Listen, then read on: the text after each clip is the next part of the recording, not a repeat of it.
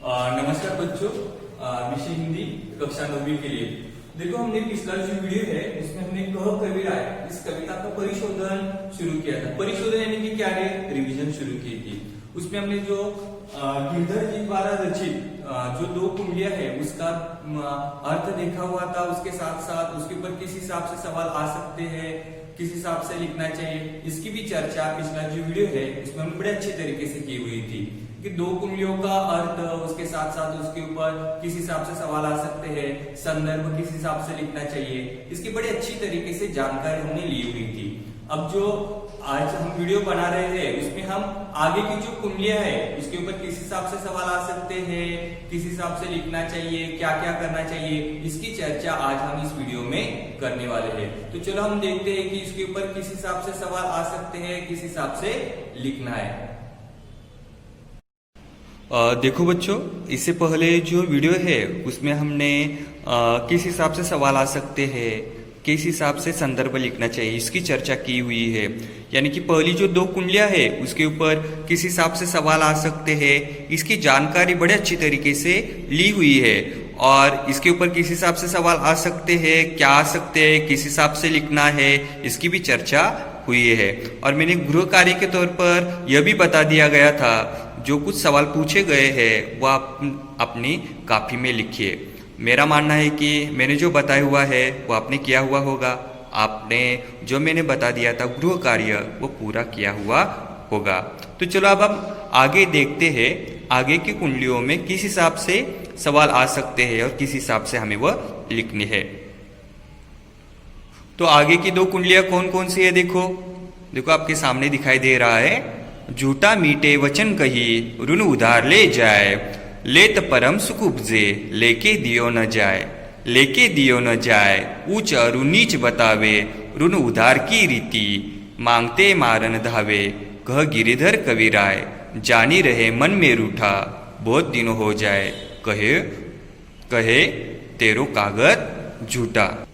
बिना विचारे जो करे सो पाछे पछताए, काम बिगाड़ो अपनो जग में होत हसाय, जग में होत हसाय चित्त में चैन न आवे, खान पान सन्मान राग रंग मन ही न भावे, कह गिरिधर कविराय दुख कछु तरत न टारे, खटकत है जिय माही कियो जो बिना विचारे। यहाँ तक दो कुंडलियां है, इसके ऊपर किस हिसाब से सवाल आ सकते हैं इसकी चर्चा हम कर रहे हैं। चलो अब हम देखते हैं इसके ऊपर किस हिसाब से सवाल आते हैं। देखो सवाल क्या है, सवाल क्रमांक 1, कृति क्रमांक 1, आकलन कृति। आकृति पूर्ण कीजिए। और शब्दों के लिए प्रयुक्त शब्द। और शब्द के लिए प्रयुक्त शब्द कौन सा आ गया है रे? अरु। क्या आ जाएगा? अरु। 2 नंबर का सवाल क्या है, देखो, कौन मारने दौड़ता है। कौन मारने के लिए दौड़ता है रे? यदि ये कुंडली अच्छी तरीके से समझ के आपने ली हुई है तो अब इसका जवाब आसानी से दे पाओगे। क्योंकि क्या कुंडली थी? झूठा मीठे वचन कही ऋण उधार ले जाए, लेत परम सुख उपजे लेके दियो न जाए, लेके दियो न जाए उच्च अरु नीच बतावे। अरु यानी कि और, यानी कि जो बड़ी बड़ी बातें हैं और जो कुछ हम कहते हैं उसे नीच बताता है। समझ में आ गया? अरु यानी कि और। ऋण उधार की लीद मांगते मारन धावे, कह गिरिधर कविराय जानी रहे मन में रूठा, बहुत दिन हो जाए कहो तेरो कागज झूठा। यानी कि सवाल क्या था, देखो, कौन मारने के लिए दौड़ता है? कौन मारने के लिए दौड़ता है रे?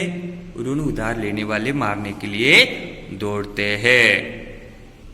चलो आगे 2 नंबर का सवाल क्या है, देखो, सही विकल्प चुनकर वाक्य फिर से लिखिए।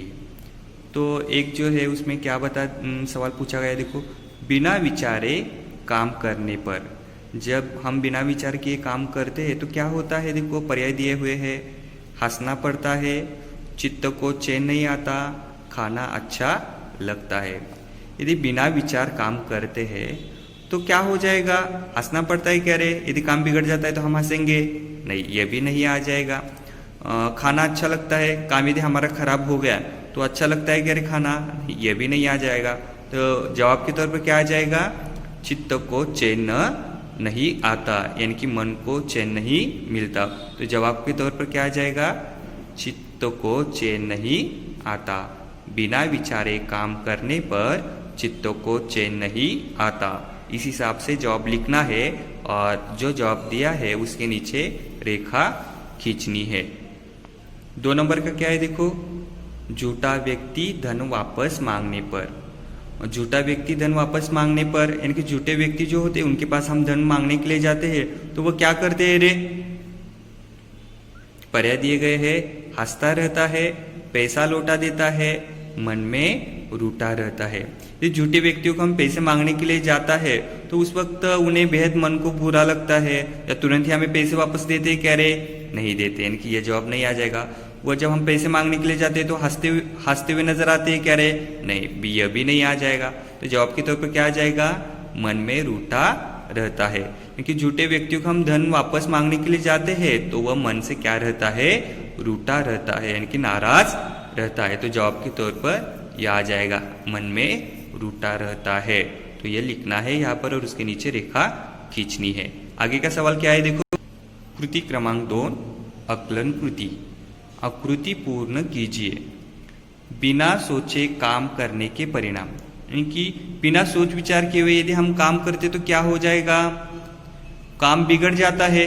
तो पहला क्या आ जाएगा, काम बिगड़ जाता है। क्या लिखना है यहाँ पर, काम बिगड़ जाता है। जग में हंसी होती है, दूसरा क्या आ जाएगा, जग में हंसी होती है या जग यानी कि विश्व के लोग हंसते हैं।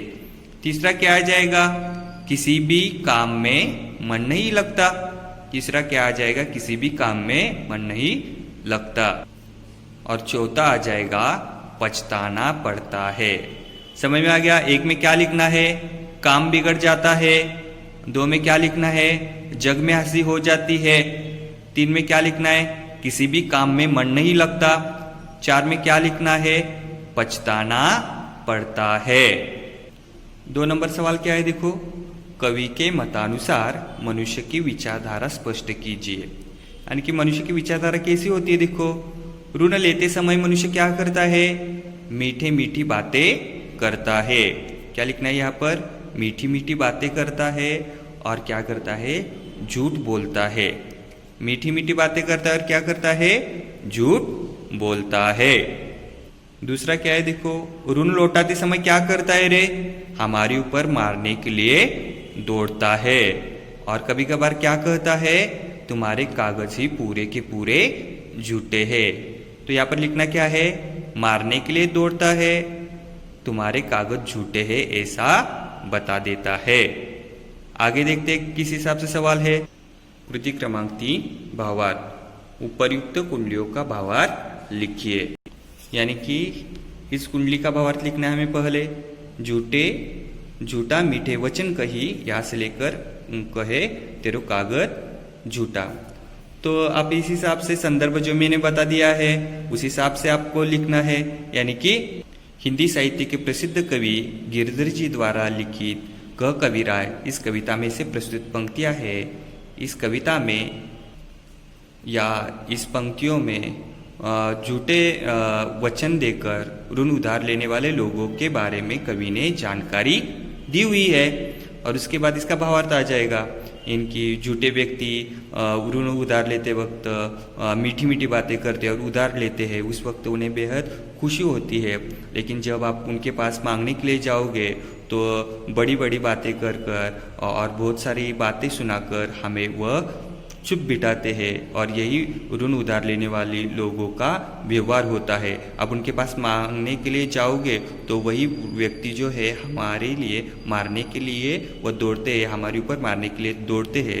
इसलिए कवि गिरधर लाल जी कहते हैं कि यदि आप जिसे ऋण उधार देते हो तो उनके पास मांगने के लिए जाओगे तो वो मन से रूठे रहते हैं, नाराज रहते हैं। और बहुत दिन हो जाने के बाद वही व्यक्ति आपको कहते हैं तुमने जो पैसे दिए हुए हैं वह मुझे दिए ही नहीं है, तुम्हारा कागज पूरा का पूरा झूठा है। इस हिसाब से भावार्थ लिखते हो तभी आपको बड़े अच्छी तरीके से अंक प्राप्त हो जाएंगे। इस प्रकार ही दूसरी जो कुंडली है बिना विचारे जो करे, यहाँ से लेकर कियो जो बिना विचारे, इसका भी भावार्थ आपको लिखना है। इसमें क्या लिखना है, किस हिसाब से लिखना है, यदि वीडियो देखे हुए है तो आपको समझ में आ गया हुआ होगा। चलो आगे जाते हैं। आगे की कुंडली कौन सी है देखो, बीती ताही बिसारी दे आगे की सुधी लेई, जो बनी आवे सहज में ताही में चित्त देई, ताही में चित्त देई, बात जो बनी आवे दुर्जन हसे न कोय, चित्त में खता न पावे, क गिरिधर कविराय यह करु मन परतती, आगे की सुधी लेई, समझू बीती सो बीती। यह एक कुंडली है। और दूसरी कुंडली कौन सी है देखो, पानी बाड़ो नाव में घर में बाड़ो दाम, दोनों हाथ उलझिए यही सयानो काम, यही सयानो काम, राम को सुमिरन कीजिए पर स्वास्थ्य के काज, शीस आगे कर दीजिए, कह गिरिधर कविराय बड़ेन की याही बानी, चलिए चाल सुचाल रखिए अपनो पानी। यहाँ तक, यानी कि इन दो कुंडलियों में किस हिसाब से सवाल आते हैं वह अब हम देखने वाले हैं। देखो कृति क्रमांक जो है वह 1 और 2 किस हिसाब से है वह देखते हैं। कृति क्रमांक 1 है अकलन कृति। सवाल क्या है देखो, आकृति पूर्ण कीजिए।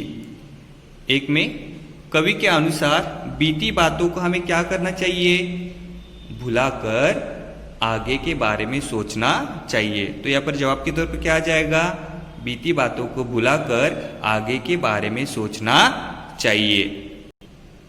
2 नंबर क्या है देखो, कुंडली में बताया गया है महत्व। तो इस कुंडली में किसका महत्व बता दिया गया है, पानी बाड़ो नाव में घर में बाड़ो दाम, इसमें किसका महत्व बता दिया गया है रे। हमें कौन सी वृत्ति अपनानी चाहिए, परोपकारी वृत्ति अपनानी चाहिए। तो कुंडली में किसका महत्व बता दिया गया है, परोपकार का। समझ में आ गया। उसके बाद देखो, दान देने से कम नहीं होता। जब हम दूसरों को दान देंगे तो हमारा क्या नहीं कम होता, धन यानी कि पैसा कम नहीं होता। आगे क्या है सवाल देखो, निम्नलिखित वाक्यों के आधार पर प्रश्न बनाइए। यानी कि जो वाक्य दिए गए हैं इसके ऊपर हमें सवाल बनाने हैं। कुंडली से हमें प्रेरणा मिलती है कि हमें बीती बातें भुला देनी चाहिए। तो सवाल यहाँ पर ही बन जाएगा, कुंडली से हमें क्या प्रेरणा मिलती है, प्रश्न चिन्ह दोगे, बस हो गया। कुंडली से हमें क्या प्रेरणा मिलती है यहाँ पर लिखना है। 2 नंबर का क्या है देखो, जो बिना विचारे काम करता है उसे पछताना पड़ता है। सवाल क्या आ जाएगा, जो बिना विचारे काम करता है उसे क्या करना पड़ता है, ये यहाँ पर सवाल बन जाएगा। 3 नंबर का क्या है देखो, नाव में पानी भर जाने पर दोनों हाथों से उसे फेंकना चाहिए। यहाँ पर क्या सवाल बन जाएगा, नाव में पानी भर जाने पर हमें क्या करना चाहिए। आगे क्या है देखो, बड़ों का कथन है कि धनी लोगों को अपना आचरण उचित रखना चाहिए। इसके ऊपर क्या सवाल बन जाएगा, आसान है, बड़ों का क्या कथन है। समझ में आ गया। कृति क्रमांक 2 आकलन कृति। 1 नंबर आकृति पूर्ण कीजिए। बीती बातें भुलाने का अर्थ क्या है रे, इसका अर्थ है भविष्य के बारे में सोचना। तो जवाब क्या आ जाएगा, भविष्य के बारे में सोचना। 2 नंबर का क्या है देखो, चित्त में परेशानी नहीं होना। इसका जवाब क्या आ जाएगा बीती हुई बातों को भुलाकर आगे कार्य किए जाना। बीती हुई बातों को भुलाकर आगे कार्य करते जाना या किए जाएगा। समझ में आ गया। आगे क्या है देखो, सयानों के काम, यानी कि जो समझदार व्यक्ति होते हैं उनके काम क्या है रे। 1 नंबर लिखना है ईश्वर का स्मरण करना, ईश्वर का स्मरण करना। 2 नंबर आ जाएगा परमार्थ के काम करना, यानी कि भलाई के काम करना। 3 नंबर लिखना है अपना आचरण सही रखना। क्या रखना, अपना आचरण सही रखना। 4 नंबर का क्या आ जाएगा, अपनी प्रतिष्ठा का ध्यान रखना। समझ में आ गया आपको। सयानों के काम क्या है, ईश्वर का स्मरण करना, परमार्थ के काम करना, इनकी भलाई के काम करना। 3 नंबर अपना आचरण ठीक रखना, अपनी प्रतिष्ठा का ध्यान रखना। 2 नंबर क्या है सवाल देखो, उत्तर लिखिए। अपना शीश इसके आगे करना चाहिए। किसके आगे, परोपकार के लिए हमें शीश आगे करना चाहिए। तो यहाँ पर लिखना है परोपकार के आगे या परोपकार के लिए। 2 नंबर है, देखो बड़ों के द्वारा दी गई सीख। हमें क्या करना चाहिए? अपना आचरण जो है सही रखना चाहिए और अपनी प्रतिष्ठा का ध्यान रखना चाहिए। अपना आचरण सही रखना चाहिए, अपनी प्रतिष्ठा का ध्यान रखना चाहिए इस हिसाब से। तो 3 नंबर का सवाल क्या है, देखो भावार्थ। उपर्युक्त कुंडलियों का भावार्थ लिखिए। इससे पहले भी मैंने बता दिया गया है, देखो संदर्भ के तौर पर किस हिसाब से लिखना है। हिंदी साहित्य के प्रसिद्ध कवि गिरिधर जी द्वारा लिखित क कविराय, इस कविता में से प्रस्तुत पंक्तियां है, इसमें डॉट डॉट के बारे में यानी कि परोपकार के बारे में, लोगों की भलाई के बारे में बताया गया है। तो यह हो जाने के बाद संदर्भ यहाँ पर हो गया। तो यहाँ पर भावार्थ के तौर पर यहाँ से शुरुआत करनी है। जो कुछ कुंडलियाँ है उस हिसाब से आपको भावार्थ कम से कम 8-10 पंक्तियों में यहाँ पर लिखना है और जो महत्वपूर्ण है उसके नीचे रेखा खींचनी है। यदि इस हिसाब से करोगे तो बड़े अच्छी तरीके से आपको 2 में से 2 अंक परीक्षा में मिल जाएंगे। यानी कि कह कविरा, इस कविता में से जो सवाल थे उसकी चर्चा हमने बड़े अच्छी तरीके से की हुई है। तो मेरा मानना है कि कह कविराय के ऊपर के यदि कौन से भी सवाल आते हैं तो आप बड़े अच्छी तरीके से छुड़ा पाओगे। यदि यह वीडियो देखते हो तब आपको बड़े अच्छी तरीके से समझ में आ जाएगा। वीडियो देखने है और अच्छी तरीके से आपको अपनी कॉपी में यह लिखना है। चलो, धन्यवाद।